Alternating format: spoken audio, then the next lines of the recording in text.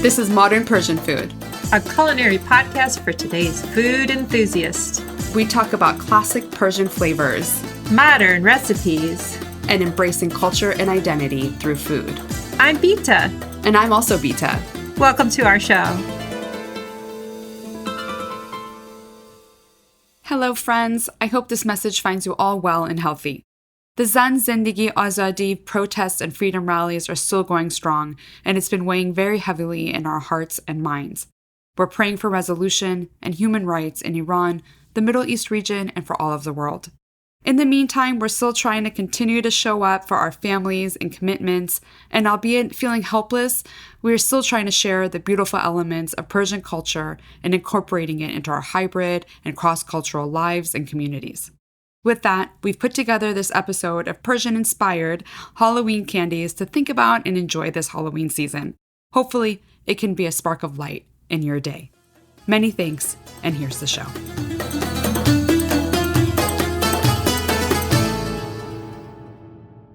Hi, this is episode 108.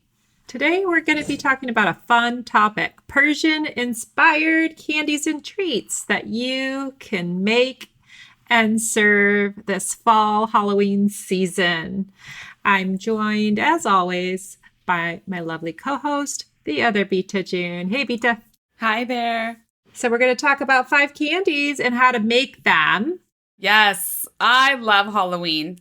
It's a fun time. There's a lot of candy. And I think it'll be really fun to kind of have a different candy, maybe some things that people aren't really used to that you can share with people that are Persian inspired. So let's make use of some Persian ingredients and make some fun treats to share. So these may not necessarily be appropriate for actually handing out to your trick-or-treaters, but if you're having a gathering or leading up to the holiday, it's always fun to share with others some of our delicious flavors. Yeah, I, for one, could forego the big bag of wrapped candies and try some of these things that we're going to share with special Persian flavors for something different. For example, I like making brittle and caramels. And, you know, in the Persian dessert culture, we have one called Sohan. Sohan comes in a couple of forms. It can be soft, like a halva, and it can also be hard and crunchy, like a brittle. Mm-hmm. So tell us about your recipe. I saw pictures of this that you had made, and it looks really good. And tell us how you make it. Yeah, I love all the forms of Sohan.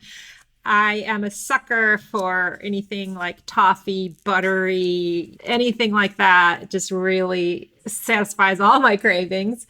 So I came up with this idea to use Persian flavors of Sohan, namely saffron, primarily. If you like rose, you can also put some rose into a brittle, but not just a regular brittle. I have a super easy cheat, I guess you could call it, where I'll make the brittle sauce in a pan with all the goodies, with butter, brown sugar, saffron, maybe a touch of rose water. And I'll melt that up like a caramel sauce or a toffee. And I'll line my baking sheet with saltine crackers. So that's the cheat. What makes this treat crunchy is the saltine crackers. I'll line my sheet with saltine crackers and I'll pour my Sohan brittle sauce all over these crackers and bake it in the oven. To make it a little more Persian-esque even, I sometimes will garnish with some green pistachio slivers. Now, this thing is salty sweet goodness. I love it. And the few times I've made it over the seasons, it's instantly gone. I have to make multiple batches of it. Yeah, I love the fusion of having such a common ingredient, the crackers, with the salty paired with the sweet, and then having some of the saffron there. I think that's perfect. And with the pistachios, I love it. So next time I come over, if you don't mind making me a batch, that would be great. Yeah, I sometimes get ideas as I'm talking. I'm getting one right now, which is that another cracker that's similar to a saltine would be like an oyster cracker. So if you wanted to make this even like an itty bitty, like tiny candy size, you could try pouring the Sohan brittle over little oyster crackers and then, you could put them in like little treat bags if you want it to be more of like a Halloween candy that you could actually pass out. Yeah, that sounds delicious. Yeah, I'm fine. All right, that was a good one. The next treat that we want to talk about is something that also has kind of the salty sweet element to it, and really taking kind of like a common ingredient. This time it's pretzels. And in this case, I use the longer, bigger pretzel rods that you can get from the grocery store. So we're a big pretzel family. We have like them in all different shapes at the house, but the rods are kind of fun. The kids will use them as swords sometimes and things. But with this treat, I melted chocolate just in a double boiler, and then I dipped the pretzel rod in the chocolate, like about a third to halfway dipped in the chocolate. And then I garnished the chocolate before it set with pistachios and also zereshk. So the dried barberries, I garnished it on there, and I love it. And it's such a like little punch of brightness from the zereshk paired with the chocolate and the little crunch of the pistachio and then the saltiness from the pretzel that it was super delicious. I could see those like kind of all stacked together in a jar or a glass or something like that, all sticking up, and just a fun little treat to have some of that zereshk and the pistachios really kind of bringing some Persian flair to a regular chocolate covered pretzel. Super fun. And you know what's so great about that treat is that you only have the chocolate and the toppings on one end of it. So when you're holding the pretzel stick, you won't get the melty, sticky fingers. So it's actually kind of a neat treat. And if you happen to have kids or you want to pass these out, you can have like a mess-free treat that's not going to get all over your white furniture if you happen to have white furniture or on their clothes. Another idea or version of that, you could use either white chocolate or a combination of maybe like a little bit of white chocolate and some yogurt. And then you could do the same concept and dip it into the yogurt, have a yogurt covered pretzel or white chocolate covered pretzel. That would look so nice with the green slivered almonds and the zereshk. Yes. And that came to me because my girls and I went through this completely obsessive yogurt covered pretzel stage. And I started experimenting with Persian flavors and yogurt covered pretzels too. Oh, fun. Yeah. I think that's a fun idea. The other thing I wanted to add, I actually just didn't have any of it, so I wasn't able to experiment with it, but I would love to add dried orange peel to a batch of those as well. I love chocolate covered oranges. I don't know if you guys have ever had that before, but it's the orange peel, candied orange peel dipped in chocolate. And those are like one of my favorites. I know Godiva has it. Some other brands have it. So if you want to experiment with orange peel, that's fun. If you did want to pass these out or give these away, the cellophane bags, that would be kind of fun to put each one or like 2 or 3 of the pretzel rods in the mini cellophane bags and then tie it up with a little ribbon. So to have like the chocolate part covered and then the pretzel sticks kind of sticking out at the end of it with a little ribbon on it. Really good ideas. I love the combination of the salty sweet. You put in the tart element with the zereshk and the dried orange. I love orange chocolate. Such good ideas. Now, if you have an adult crowd and you want to make it fancy and pretty, you could use some dried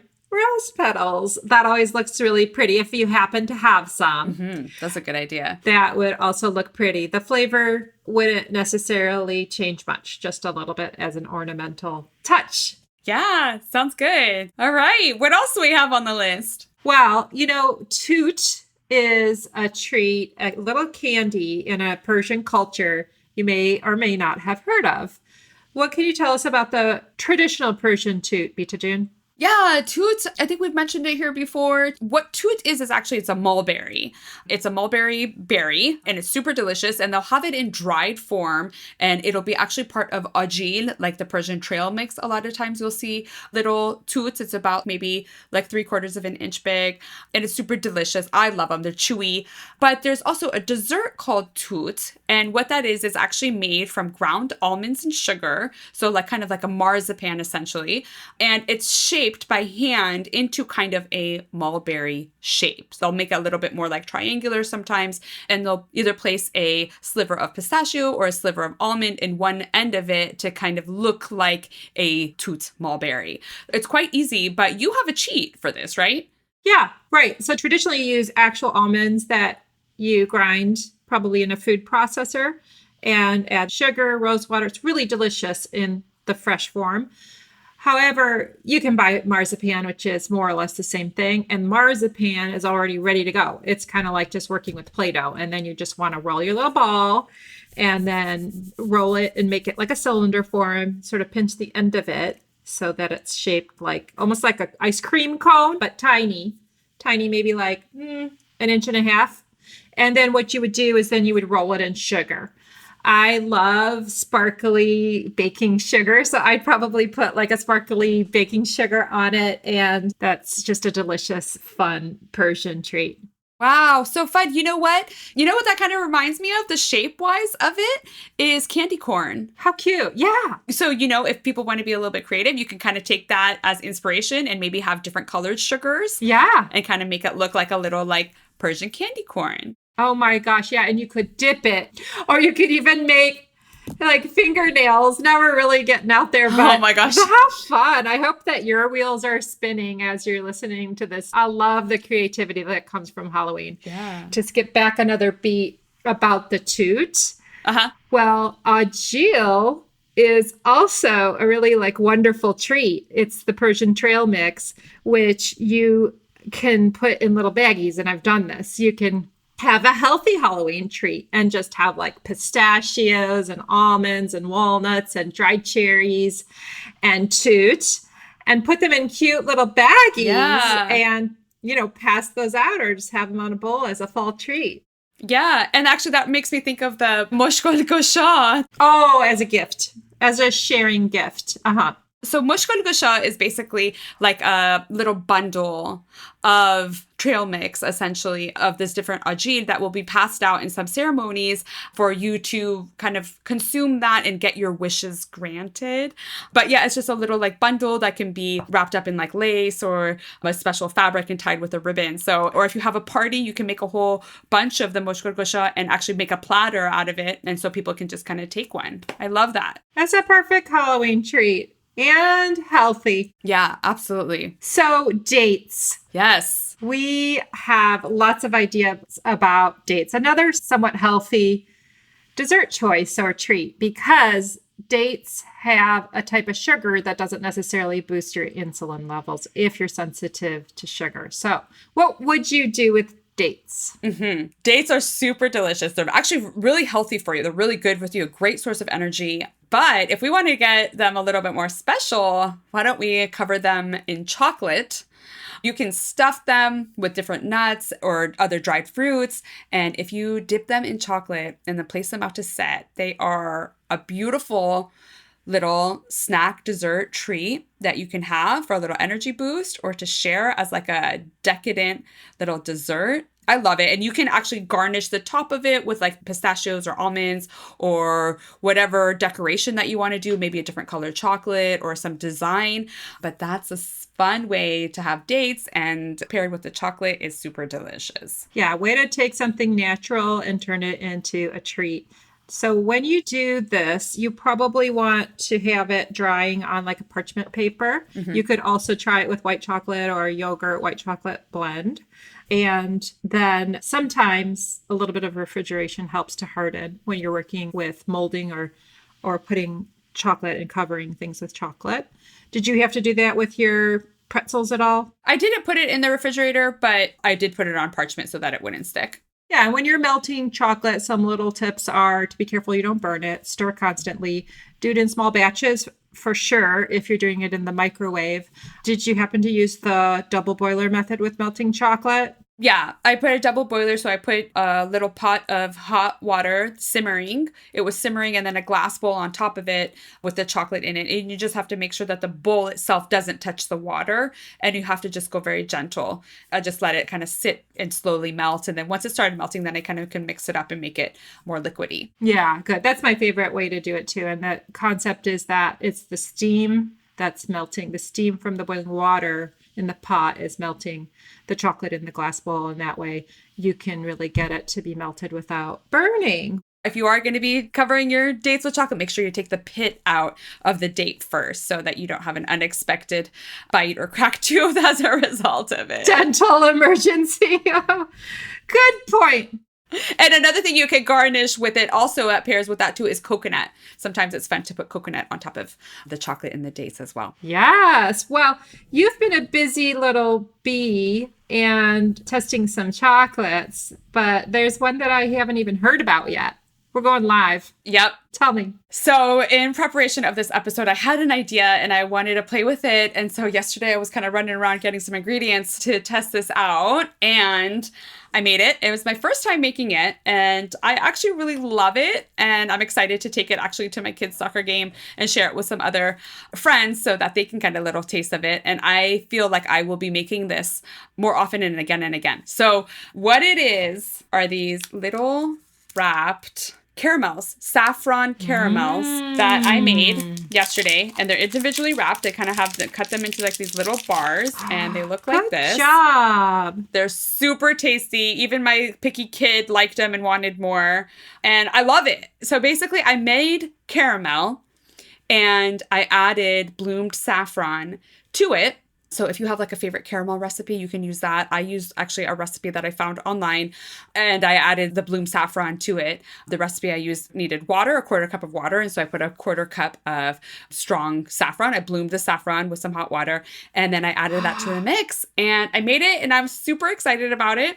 And I look forward to kind of like playing around with it a little bit more. So this has a saffron flavor to it. You could add cardamom to it if you'd like, or make it a little bit saltier to have like a saffron salted caramel version as well. I was pretty excited. Girl, we might need to open a shop on our site. Those look amazing. Now, did you wrap them in parchment? Parchment paper. Yeah. We'll put a picture on Instagram, but she's got them wrapped in the cutest way with the caramel in the middle and the wax paper twisted on the ends. Yeah, this is just parchment. You could use wax paper, but yeah, I just twisted them on the ends and they're about like 2 inches long. So little rods or bricks of the saffron caramel. Yeah, so a twist on the Tootsie Roll, Persian Tootsie Roll. Yeah, totally. Good job. I mean, that's what was in my basket growing up as a kid in my jack-o'-lantern. I love it. So yummy. Good job, Beach June. Thanks. I was pretty proud of myself. I don't really like make candy necessarily,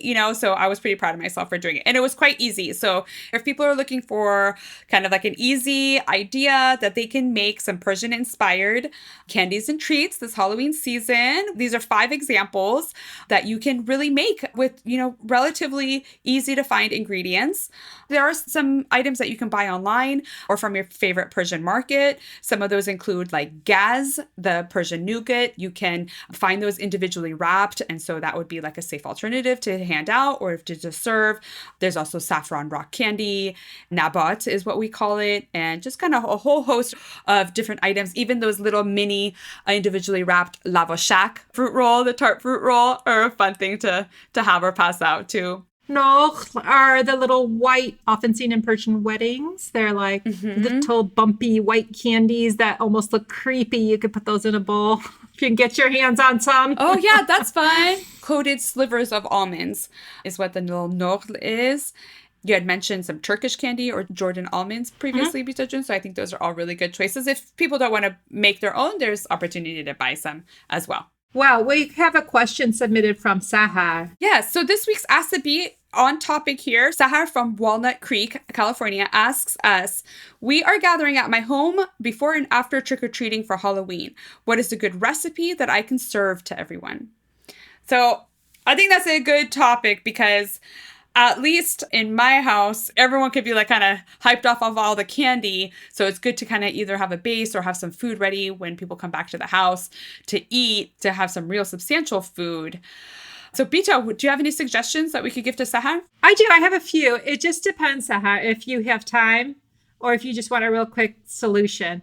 If you're kind of having like a party and you want to have a Halloween thematic thing and you have time to prep ahead, I have a couple of ideas. One is jack-o'-lantern stuffed bell peppers. I have a recipe for that. Oh, cute. They're really fun to make too, Bitajin. You basically kind of like hollow out peppers, bake them for a little bit. And then you have the innards. You can have, I call them innards, whatever you're putting in your bell pepper. You can have that pre-made. It could even be taco leftover, taco meat. Or it could be actual like Persian dolma stuffing that has, like rice and split peas and more traditional Persian things. You carve your bell pepper and you stuff it and you put the little top back on it like a jack-o'-lantern and continue baking it all the way through. So that's always really fun. I do try to do that for my family. However, it is a little labor intensive. There are other cute things like you could make a hummus shaped in whatever cute shape you wanted to make it, like a skeleton head, and use the vegetables as like the parts of the body and things like that. Oh, fun. But to be honest, if I'm remembering back to what Halloween nights were like, when the kids were younger and the chaos that comes with that day, a lot of times it was like a pizza night. Yeah. What's interesting about that is a few years ago, I learned that the local pizzerias, their busiest night of the year is Halloween. Oh, I'm not surprised. Yeah. Yeah. And I think that I kind of ran into an issue with that because it was all right, well, we want pizza and everyone else wants pizza too. So it was going to be an hour and a half until the pizza came. So for another alternative to what you can do is I'm a big fan of just prepping in advance and making use of a crock pot or a slow cooker to use as a vessel to keep the food warm. So one thing that I like to do is make some sort of hearty soup or a stew or a chili. Really one of my go-tos for Halloween night is actually a tortilla soup, and then getting all of the garnishes for the soup ready to go. I have to tell you the truth though, that the tortilla soup that I used a few years ago is just store-bought tortilla soup is what I would do. And I'd get it and I got a couple big containers of it and put it in the crock pot and kept it warm in there. And in the fridge, I had a tray ready to go with a bunch of different bowls in it, and I had covered it in plastic and kept it in the fridge so that when we came home, it was ready to go. I just pulled the tray out and it had a little bowl of sour cream, a little bowl of cheese, some cut up green onion, some cilantro, and a little bowl of avocado. And so it was just ready to serve. The soup was warm, the garnishes were cut and ready to go, and putting all that down. Now, I know that's not necessarily Persian, but why I am telling you this is that one way to approach it is to just have everything prepped in advance. So if you prep it all, then you can have it really easy at the time that you want to serve it. So you can focus on getting your costume ready, taking pictures, doing whatever it is that you want to be doing, and then your food can be kind of ready to go in a little bit turnkey. If I had to pick another thing to do, I would also look to do something like salade olivier, which is something that's ready to go, and you can serve that cold, have that already, have the bread ready to be toasted, or use some bread that doesn't need to be toasted, and you can just kind of serve that right away as well, and you make that in advance. So at the time of entertaining or having a good time, you can focus on doing that versus warming up food or chopping all the garnishes or whatever it is. Yeah, great tips, practical tips, real life tips. Thank you. I appreciate it. This was super fun. I have a very big sweet tooth I need to go satisfy right now. Yeah. I hope everyone has a fun and safe Halloween this year. And we look forward to seeing your pictures and keep us in the loop on all your fun activities. Till next time. Bye. Bye-bye. You've been listening to the Modern Persian Food Podcast with Bita and Bita. Thanks for spending time with us. If you've enjoyed what you heard today, consider telling a friend or giving us a good rating. You can subscribe to our show for free on your favorite podcasting app or find us online at modernpersianfood.com or on Instagram for the recipes and information we talked about today. We'd love to hear your thoughts and see you next time.